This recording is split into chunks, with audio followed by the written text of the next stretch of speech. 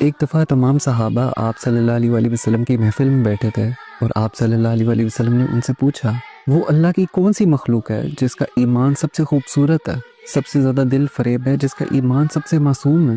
تو صحابہ نے کہا کہ یا رسول اللہ، سب سے خوبصورت ایمان تو فرشتوں کا ہے۔ تو آپ صلی اللہ علیہ وآلہ وسلم نے کہا کہ فرشتوں کا ایمان، ان کا ایمان مضبوط کیوں نہ ہو؟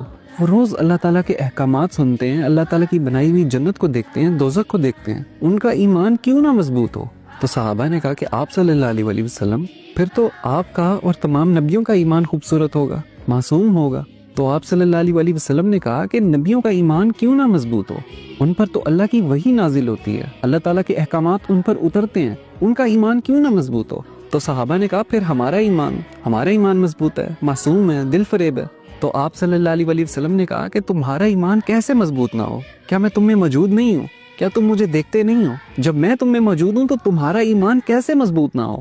پھر آپ صلی اللہ علیہ وآلہ وسلم نے بتایا کہ سب سے مضبوط اور سب سے دل فریب ایمان ان لوگوں کا ہے جنہوں نے مجھے نہیں دیکھا، جنہوں نے اللہ کے احکامات کو مجھ پہ اترتے ہوئے نہیں دیکھا، لیکن پھر بھی جب ان کے سامنے کوئی اللہ کی آیتیں پڑھتا ہے تو ان کے دل ڈر جاتے ہیں، اللہ کے خوف سے وہ ڈر جاتے ہیں۔ اور آپ صلی اللہ علیہ وآلہ وسلم نے ساتھ ہی فرمایا کہ اگر تم صحابہ 10 میں سے 9 چیزوں کو مضبوطی سے تھام کے رکھو اور کسی ایک چیز کو چھوڑ دو تو تمہارے لیے آخرت کا حساب بہت مشکل ہو جائے گا، بہت سخت ہو جائے گا۔ لیکن اگر میری آنے والی امت 10 میں سے 9 چیزوں کو چھوڑ دے اور کسی ایک چیز کو مضبوطی سے تھام کے رکھے تو اس کے لیے حساب کتاب آسان ہو جائے گا، اس کی آخرت آسان ہو جائے گی۔